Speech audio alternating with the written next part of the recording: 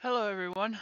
I would normally make a video but of me actually doing it, but everybody watches short videos, so I just decided to take pictures and show you guys what makes it easy, tips and tricks and stuff like that.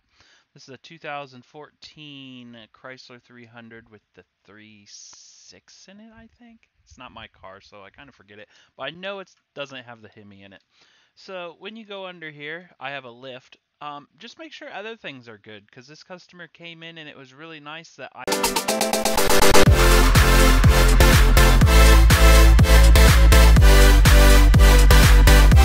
found this almost immediately when it happened because this stuff cleaned right off. This is actually your axle shaft, axle boot, CV axle, whatever you want to call it, on the front of the car to help you with the four-wheel drive. This just had ripped and shot grease everywhere, and it's no problem right away, but it would eventually be off balance with snow getting on it. The U joints in there, or U joints, Jesus, the joints in there don't get their oil, so we replaced that really quick. I didn't even do a video on that, but it should look, see how it's cut right there? It should look like, there's just more of the grease. It should look like this one, kinda. This is the used one on the other side. See how the boot's nice and firm, and there's no grease. I'm just going to show you that. Just look at everything else while you're down there. So we're going to be replacing this arm right here, just to this area right here. Spray it with some WD-40 or some blaster if you want. This right here, you'll see that there's a tie rod end bar that you can buy and shove in here. That pops that apart. You also use it down here to shove it in that way if you're replacing a lower. But you can use that. But I took a hammer and pounded right in this area once I popped this off. It came right off. Luckily, it came right off. There is a wrench head on there. You put a wrench on there and there, but I didn't need to, and I don't have the specs on that. But if this is a ball inside of here, this goes clear through and becomes a ball. If you're spinning this and it's spinning in there, you're gonna have a fun day. You're gonna have to put a wrench on there and there, and it should pop right off after that.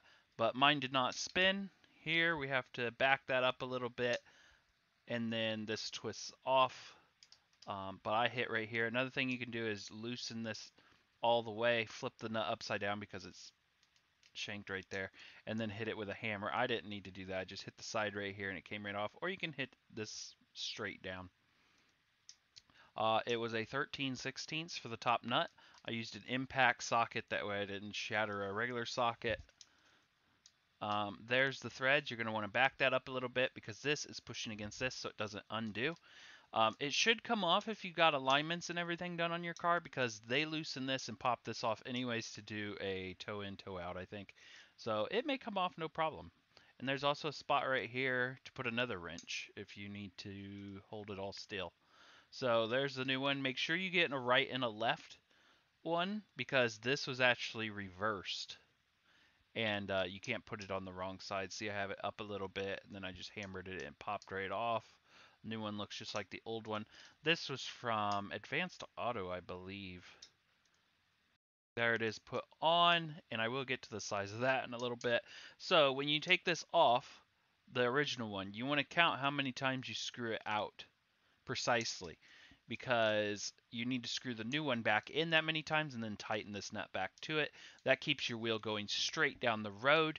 I would still get an alignment done after this, but that helps you at least get to the alignment shop because you don't want your tires wearing out weird, especially with tires so expensive. I tighten that down, just hand tighten. This one, the customer brought me. They just wanted the part. They were like, here's the parts, put it on. Did not have a greaser, and there wasn't that much grease in there, so I put a little bit more grease in there. I prefer greaser or original products because certain aftermarket ones just don't last that long, and this moves your wheel in and out and also takes a beating when you hit bumps. So there's a 15/16 on that right there to remove that. I just used that wrench right there, went right over it, popped right off because this person gets alignments done with no problem. There's a picture of the new CV boot, CV axle shaft we put in.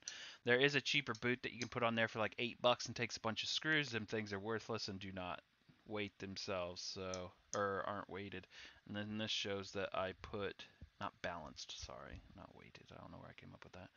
And then you can see I put it on the other side. I don't know if I have any more pictures. Nope, that's it. So hopefully this helped out a little bit. You need a 15/16 wrench, and you need a 13/16 socket for the top for a 2014 Chrysler 300 to remove the outer tie rod ends. This is not the inner tie rod ends. Hers were pretty good. Thanks for watching.